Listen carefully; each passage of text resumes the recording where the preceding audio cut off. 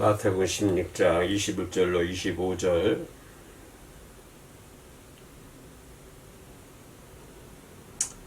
이때로부터 예수 그리스도께서 자기가 예루살렘에 올라가 장로들과 대제사장들과 서기관들에게 많은 고난을 받고 죽임을 당하고 제3일에 살아나야 할 것을 제자들에게 비로소 나타내시니라.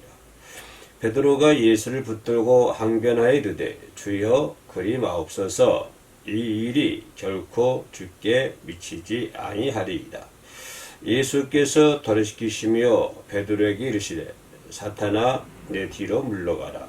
너는 나를 넘어지게 하는 자로다.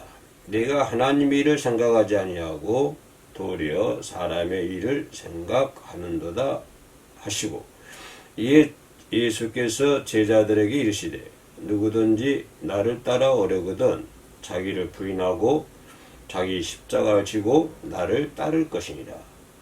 누구든지 제 목숨을 구원하고자 하면 잃을 것이요 누구든지 나를 위하여 제 목숨을 잃으면 찾으리라. 좀 사순절 기간을 지나고 있습니다. 두 번째 주일이 지나는데요. 오늘 성금요일입니다. 요즘 봄이 완연한 봄이 되었습니다. 그래서 약간의 조건 추위가 있기는 합니다만은 그래도 모든 경칩이 지나고요. 대동강이 물이 풀린다고 하는 경칩이 지났기 때문에 이제 봄이 문턱에 와 있는 것 같습니다. 이 마태복음 16장 보면 여러분들이 잘 아시는 주님께서 제자들에게 물어본 사건이죠. 너희는 나를 누구라 하느냐. 그죠? 이 말씀을 하기 전에 사람들이 인자를 누구라 하느냐는 질문을 합니다. 너희들 말고 그 전에 마태복음 16장 13절 말씀 보면 사람들이 인자를 누구라 하느냐라고 예수님께서 제자들에게 질문합니다. 그러니까 너희들 말고 저기 있는 사람들. 그랬더니 더러는 세례 요한, 더러는 엘리야, 어떤 이는 에레미야, 어떤 사람은 선지자 중에 하나이다라고 대답을 합니다. 그러니까 세례 요한 또는 엘리야 또는 에레미야 또는 선지자 중에 한 사람이다 라고 대답을 합니다. 그 대답이 끝나자마자 예수께서 말씀하시기, 그러면 사람들은 나를 그렇게 생각하는, 그럼 너희들은 나를 누구라 하느냐. 이게 여기서 딱 누구 한 사람에게 한 사람을 주목해서 너는 나를 누구라 하느냐 않고 너희는 제자들 전체에게 물어봅니다. 그때 좀 다혈질 성질을 가지고 있는 베드로, 그죠? 베드로 좀 성질이 급하나 봐요, 성격이. 그래서 믿음 생활도 사람 성격 따라갈 것 같습니다. 이 베드로가 예수님이 잡힐 때 칼을 뽑아가지고 병사에 귀를 베버리는 그런 사건이 있지 않습니까? 이 베드로도 그런 것처럼 베드로가 이 성질이 급한 것 같아요. 예수님께서 제자들에게 너희는 나를 누구라 하느냐 그랬더니 시몬 베드로가 얘기하기를, 여러분 잘 아시잖아요. 저는 그리스도시요 살아계신 하나님의 아들입니다. 그랬더니 예수님께서 칭찬을 얼마나 해주십니다. 하여나 시몬아 내게 복이 있도다. 예수께서 하신 말씀이에요. 복이 있도다. 이를 내게 알게 하는 이는 혈육이 아니라 하늘에 계신 내 아버지시니라. 엄청난 복을 마태복음 16장에서 시몬 베드로에게 하시는 것을 볼 수가 있습니다. 예수께서 제자들에게 너희는 나를 누구라 하느냐라고 질문한 것처럼, 그럼 오늘 이 질문을 저와 여러분들이 받나 생각해 봅시다. 예수께서 어서서 너는 나를 누구라 하느냐라고 대답했을 때 여러분은 어떻게 대답하겠습니까? 너는 나를 누구라 하느냐? 누구라 하느냐? 이 질문 앞에 반드시 이 대답이 있어야 될 것 같아요. 예수님께서 오셔가지고 너는 나를 누구라 하느냐라고 물었을 때 그 반드시 그 대답이 있어야 된다고 하는 것입니다. 그래서 거기에 맞는 합당한 대답을 해야 된다고 하는 것이죠. 분명히 이 예수 그리스도의 질문에 우리가 대답을 해야 되는데 여러분은 뭐라고 대답하십니까? 시몬 베드로처럼 주는 그리스도시요 살아계신 하나님의 아들입니다. 아들이시나이다. 라고 대답하십니까? 그렇다고 한다면 당신은 참으로 훌륭하신 분입니다. 그러면 또 하나님께서 주님께서 여러분에게 큰 복을 내려주실 줄로 믿습니다. 아무튼 주님께서 사순절 기간 동안에 너는 나를 누구라 하느냐라고 대답해서 물었을 때 베드로가 주는 그리스도시요 살아계신 하나님의 아들입니다. 라고 대답했을 때 예수님은 엄청난 복을 내려주시지만 또 그 복에 앞서서 칭찬해 주신 것을 볼 수 있습니다. 엄청난 칭찬을 예수님께서 베드로에게 해주시면 보나 시몬아 내게 복이 있다. 이는 내가 이걸 알게 한 것은 내 혈육이 아니라 누구다? 하늘에 계신 내 아버지. 이 말씀이 하늘에 계신 너의 아버지라고 얘기하지 않습니다. 하늘에 계신 내 아버지라. 참 예수님의 말씀을 우리가 깊이 한자 한자 묵상을 해야 될 것 같습니다. 그랬더니 엄청 예수님께서 베드로를 칭찬해 주시고요. 엄청 이렇게 큰 복을 내려주시면서 또 그 큰 복 중에서 또 어떤 복을 주시냐면요.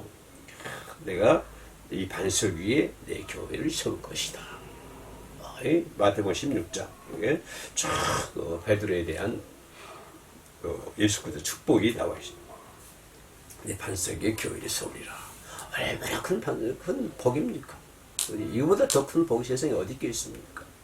어떤 내 반석 위에 교회를 세우겠다고 하는 이 말씀보다도 더 큰 복이 인간에게 뭐가 있어요? 자, 우리 인간은 잘 살고 있다면 복된 사람을 얘기합니다. 돈도 많고 좋은 차 끌고 다니고 좋은 집에서 살고 하면 복 있는 사람이라 여기 생각을 합니다. 그러나 그것은 극히 제한적입니다. 극히 유한적이에요. 그게 기껏해야 몇 년입니다. 그죠? 몇 년 그 사람이 태어나서 그죠? 배우고 청년 소설 지나고 그것 좀 부를 누린다고 하는 것은 불과 몇 년이에요. 극히 제한적이고 극히 유한적입니다. 사람이 추구하고 있는 복이라고 하는 것은 극히 제한적이에요. 그러나 이 예수님께서 베드로에게 주시는 복은 내가 이 반석 위에 교회를 세워야. 내가 누가? 주님이 하신 거예요. 주님이. 내가 반석 위에 교회를 세우리라. 음부의 권세가 이기지 못하라. 나 예수가 너 그리스도 반석이잖아요. 90회 베드로가 반석 위에 교회를 세우다. 음부의 권세가 이기지 못한다. 음부의 권세. 대대로 영원토록 세세토록 인간이 추구하는 어떤 물질이라든가 권력이라든가 이런 것이 비교할 수 있습니까? 비교할 수가 없는 거예요. 예. 여러분이 추구하는 게 뭡니까? 그 극히 제한적인 물질, 권력 이런 것을 추구하나요? 극히 제한적이지 않습니까? 그죠? 그러나 좀 나이 먹으면요 물질이 있어도 쓰지 못해요. 이빨 빠져가지고 뭐에 쓰겠습니까? 몸이 축 처져가지고 힘도 하나도 없는데 어디다 물질 쓰겠습니까? 그러니까 물질은 극히 제한적입니다. 그러나 음부의 권세가 이기지 못하리라. 내 반석 위에 내가 네 반석 위에 교회를 세우리라. 이런 엄청난 복을 주시는 것을 볼 수가 있습니다. 그렇게 엄청 복을 주시고 복을 주신 다음에 예수님께서 이때부터 자기가 고난을 받고 3일 만에 다시 살아나고 제사장 서기관들에게 고난을 받고 죽임을 당하고 제3일에 살아날 것이다. 이런 말을 이런 예수님의 말을 똑같은 마태복음 16장에서 얘기하고 있습니다. 이 말 전반부에는 이 앞에 부분은 뭐죠? 베드로에게 주신 칭찬, 복이었다 이 말. 근데 그 말이 끝나자마자 예수님께서 이제 자기가 가야 할 길을 제자들에게 설명을 해주고 있습니다. 근데 이 제자들은 그런 예수님의 말을 알 수가 있을까요? 예수님의 말씀을 이해할 수 있는 사람은 아무도 없었습니다. 예수께서 서기관들에게 고난을 받고 제3일에 살아나야 되고, 이거는 그동안 한 번도 예수님께로부터 들어보지 않던 말이거든요. 왜냐하면 어떻게 알 수 있냐면 21절 말씀의 앞부분에서 본문이죠. 이때부터라고, 그러니까 지금부터 얘기하는 거예요. 그러니까 그 전에는 전혀 얘기하지 않았다고 하는 것이죠. 지금 이때부터 얘기하는 거예요. 그러면 그 전에는 예수님께로부터 그런 말 듣지 않았기 때문에 제자들은 전혀 그런 것을 알지 못했고요. 짐작도 못했지요. 근데 어느 날 이때부터 예수님께서 서기관들에게 고난을 당하고 죽임을 당하고 제3일에 살아나리라. 살아나고 제자들이 얘기한다. 이런 얘기죠. 그러니까 제자들이 이런 말을 듣고 이해할 수도 없을 뿐더러 엄청난 충격을 제자들이 받는 거예요. 예수님이 그런 말씀에 충격을 많이 받았어요. 이때부터 이제 이 제자들 생각은 뭐죠? 유대인들의 복음, 그렇죠. 똑같은 복음, 똑같아요. 제자들이 가지고 있던 복음도 뭘까요? 로마로부터 독립해가지고 잘 살 수 있을 거라고 하는 이것이 유대인들이 가지고 있는 복음이죠. 이게 복음이에요. 그죠? 그래서 이 제자들도 그런 유대인들이 가지고 있는 복음과 똑같은 맥을 가지고 있죠. 그래서 제자들 생각하기는 예수님을 통해서 이 자기 나라가 로마로부터 해방이 돼서 독립이 돼가지고 잘 살 것이다. 그 다음에 우리는 예수를 따랐기 때문에 어떤 자의적, 우의적, 이게 큰 어떤 권력을 행사할 수 있고 잘 살 수 있을 것이다. 지금 이것만 생각해 왔는데, 아니, 예수님께서 갑자기 서기관들에게 고난을 받고, 죽임을 당하고, 이런 걸 하니까 이들에게는 엄청난 충격이 있어요. 예수님께서 전부 다 그냥 예수님께서 로마로부터 해방이 되고 이런 일을 하실 줄 알았는데, 근데 죽임을 당한다? 이게 도대체 무슨 말씀입니까? 도저히 이해할 수도 없고, 제자들의 입장에서는 이거는 있어서도 안 될 말이잖아요. 그래서 제자들 생각하기는 조금 다른 거 생각하고 있는데, 지금 예수님은 엉뚱한 것을 얘기하고 있으니까, 제자들은 그 말에 대해서 이해도 할 수 없고, 또 뭘까요? 도저히 그런 일이 있어서는 절대로 안 된다고 하는 거예요. 이런 것이 제자들이 가지고 있는 판에 박힌 어떤 것들이죠. 그죠? 그래서 그 얘기가 나오자 다일지, 이 성질급한 베드로가 예수님 말씀을 딱 가로막습니다. 예. 참, 하나님의 말씀을 가로막는다고 하는 것은, 예수님이 하나님이시잖아요. 하나님의 말씀을 가로막는다고 하는 것은 참 인간의 우둔한 것 같아요. 그죠? 베드로가 절대로 예수님 그런 일이 일어나서는 안 됩니다. 절대로 안 됩니다. 이게 안 된다고 하는 이 베드로의 말이 끝나자마자 뭐죠? 22절에 주여 그리 마옵소서 예수를 붙들고 뭐라고 생긴 말씀에 항변하여 가나요? 항변했다. 예수를 붙들러 예수. 생긴 보니까요. 베드로가 예수를 붙들고 말만 한 것이 아니라 예수 붙들었다고 하는 것이에요. 붙들고 항변하여 이르되 주여 그리 마옵소서. 결코 그런 일은 주께 미치지 아니하리라. 예, 절대 그런 일이 주님께 있어서는 안 됩니다. 그 말이 끝나자마자 예수께서 뭐라고 그래? 단호하게 말씀하십니다. 22절에 예수께서 돌이키시며 베드로에게 말하시되 사단아 내 뒤로 물러가라. 너는 너를 넘어지게 하는 자로다. 그러니까 방금 전에 엄청 칭찬을 주셨잖아요. 복도 많이 주시고.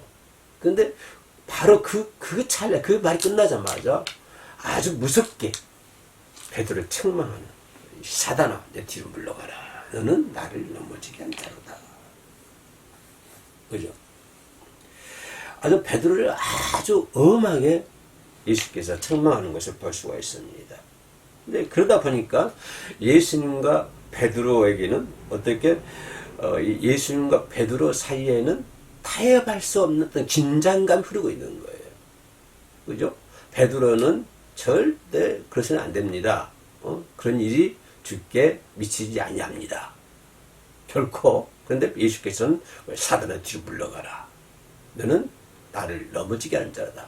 이런 대화를 하다 보면 이 대화가 지금 저기 베드로는 예수를 붙들고 있고요. 또 예수님은 돌이켜 보면서 예수 돌이키시며 신경 말씀에 23절에 돌이키시면서 베드로에게 사단의 뒤로 물러가라. 그러니까 지금 베드로와 예수님과 사이에는 어떤 타협할 수 없는 긴장감이 흐르고 있는 타협할 수 없는 긴장감. 그런데 이 긴장감이요 어느 이 시대를 살고 있는 우리 모두에도 있는 것 같아요. 베드로의 어떤 성격과 베드로의 어떤 그런 신앙감과 예수님이 말씀하신 것, 이 사이에서 우리가 긴장감을 많이 가지고 있는 것 같아요. 거기에서 막 그 사이에서 우리가 헤매고 있지 않나, 헤매이고 있지 않나 그렇게 생각도 해봅니다. 그래서 예수님은 권한받아 주어야 한다 라고 예수님 생각하시고 베드로는 절대 그런 일이 있어서는 안 된다. 예수님은 나는 권한받고 죽어야 된다. 베드로는 절대로 결코 그런 일이 있어서는 안 된다. 라고 하는 그런 지금 이렇게 긴장감이 있는 것을 볼 수가 있습니다. 이 십자가의 사건을 두고 세상 사람들과 신자들 사이에는 이해할 수 없는 간격이 많잖아요. 그죠? 십자가 사건, 예수님의 죽으심, 고난, 살아나심. 이 십자가의 사건, 이거 십자가의 사건이잖아요. 이 십자가의 사건을 들고 신자들과 세상 사람들과 이 사이에는 긴장감이 많이 흔들고 있어요. 많이 흐르고 있어요. 그렇지 않습니까? 우리도 조카들이라든가 이렇게 보면은 예수 믿지 않는 사람들 이게 친척들 보면요, 그들과 나와의 이 사이에 긴장감이 상당히 많이 흐르고 있어요. 근데 이런 것을 불신자와 신자 사이에 긴장감이 있는 이 상황을 그대로 교회 안으로 끌고 와봐요. 그죠? 그 프레임을 그대로 교회 안에 끌고 와서 놓고, 교회 안에다 놓고 보면, 십자가를 아는 사람과 십자가를 알면서 신앙생활을 하는 사람과 십자가를 모르면서 신앙생활을 하는 사람의 사이에는요, 긴장감이 엄청 많이 있습니다. 십자가를 이해하고 신앙생활을 하는 사람, 십자가를 이해하지 못하고 신앙생활을 하는 사람. 그죠? 이 긴장감이 많이 있어요. 근데 십자가를 이해하지 못한 사람들은요, 근데 끝내 세상으로 돌아가든지, 그죠? 둘 중에 하나를 선택해야 됩니다. 이것도 아니고 저것도 아니면 안 돼요. 둘 중에 하나를 생각해야 돼요. 결정을 해야 됩니다. 근데 우리는 이 십자가를 모르는 자들, 그죠? 우리는 어떻게 볼까요? 그 부활, 축복, 천국, 여기에만 포커스 다 맞춰져 있어요. 그죠? 천국 간다. 예수 믿으면 복 받는다. 여기가 이만큼 되면 십자가의 권한은 이것밖에 안 돼요. 그리고 어떤 사람들은 교회 안에다 십자가도 걸려고 하지도 않아요. 권한이기 때문에 십자가 걸면 권한이 언제입니까? 뭐 언제입니까? 언제인가요?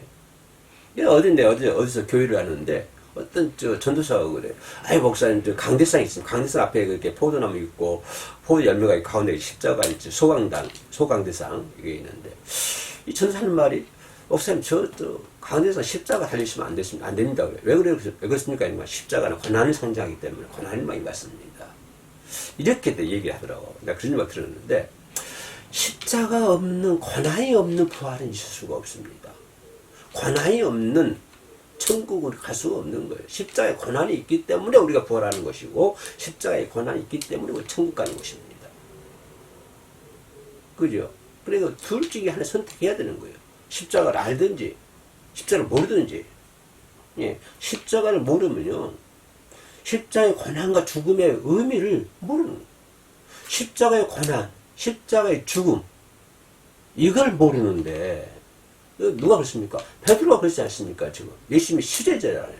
예수께로부터 내 반석에 교회를 세울 것이다. 음부의 권세가 이기지 못할 것이다. 그죠? 이게 내가 알게 한 이는 내 하늘에 계신 내 아버지시니라. 이런 엄청난 칭찬과 복을 주셨음에도 불구하고 베드로는 십자가의 고난을, 십자가의 의미를 도저히 전혀 이해하지 못했습니다. 그래서 예수께서 그런 말씀하실 때 하시니까 베드로가 벌쩍 뛰지 않습니까? 응? 베드로 뭐라고 해요? 예수께 붙들고 간하에 가로되 주여 그리하지 마옵소서. 지금 결코 주께 믿으는 일이 미치지 아니하리라. 그러니까 여기서 붙잡고는 뭐예요? 이 일을 하지 않으면 안 될 사정이 있는 것처럼 난 이걸 막아야 돼. 열심히 그런 그 고난의 길 가는 거, 서기관들에게 고난을 당하고 죽음을 당하고 이런 것을 나는 막아야 돼. 그 베드로 입장도 사명자적인 그 사명이 있는 것 같아. 이걸 열심히 이 일을 막아야 된다고 하는 사명. 그죠? 그래 결코 그런 일이 있으면 안 됩니다. 이 베드로는 좀 십자가의 그 고난과 죽음의 의미를 모르는 거예요. 모르기 때문에 절대로 그것은 안 됩니다. 이건 내가 막아야 돼. 내게 주어진 사명이야. 그죠? 내게 주어진 사명이니까 열심히 십자가 지는 걸 내가 막아야 돼. 그죠? 베드로는 거기 꽂혀 있는 거예요. 거기 꽂혀서 예수께서 뭐라고 그래? 사단한테 뒤로 물러가라. 그래서 마치 자기는 예수님의 그 사명을, 예수님 가신 일을 막고자 하는 사명. 그죠? 거기에 그런 것처럼 강압적으로 예수를 붙들고 강건하는 것을 볼 수가 있습니다. 왜? 십자가의 의미와 십자가의 죽음을 베드로는 알지를 못했거든요. 알지를 못했어요. 예. 가난한다고 하는 것은요, 예수님이 방금 하신 말씀을 가로막고 그 말씀을 돌이키려고 하는 거예요. 절대로 그 말 하면 안 돼요. 예수님 말을 잘라버리고 가로막고 지금 하시는 말씀을 돌이키는 거예요. 예수님은 그 말을 없는 걸로 해주세요. 그죠? 전 베드로가 예수님께 간한다, 항변한다 하는 말은 그런 말이거든요. 예수님의 말씀을 막고 지금까지 하시는 예수님의 말씀을 돌이키려고 하는 이런 마음을 가지고 있는 거예요, 베드로가. 자기가 제일 열심히 수제자로서의 어떤 그런 사명감을 가지고 있었는지 모르겠어요. 사명으로. 물론 베드로의 이 말은 어떤 예수님에 대한 어떤 열정, 그죠? 예수님을 위한 어떤 뭘까요? 인간적인 열정. 왜 예수님께서 죽은 자도 살리고 38년 된 병자도 살리고 죽은 나사로도 살리고 그랬는데 어떻게 예수님이 죽을 수가 있어요? 그럴 수가 없습니다. 근데 예수님을 향한 어떤 인간적인 열정이 있는 것 같아요, 이 베드로에게. 그죠? 그래서 이 정도 열정은 우리 신앙인들 가져야 돼요. 이런 열정은, 스승에 대한 이런 열정을 우리가 칭찬도 할 만도 합니다. 근데 주님은요, 과감하게 사단한테 뒤로 물러가라. 이렇게 하지 않습니까? 그러면 베드로는 왜 십자가를 몰랐을까요? 그죠? 왜 십자가의 의미와 예수님의 죽으심의 의미를 베드로는 알지 못했을 거예요. 아까 얘기했던 것처럼 잠깐 비쳤었는데요. 유대인들이 가지고 있는 메시아관, 그죠? 이 메시아관을 버리지 못했기 때문에 그렇습니다. 그들은 유대인들이 가지고 있던 메시아관을 그대로 가지고 있는 거예요. 3년 동안 예수님과 동고동락하고 예수님께부터 그 많은 교육을 직접 받고 가르침을 받아왔지만, 그러나 이 제자들에게는, 특히 베드로에게는 그 유대인들이 가지고 있었던 메시아관, 이런 것을 버리지 못하고 그대로 안고 있었던 거예요. 그대로.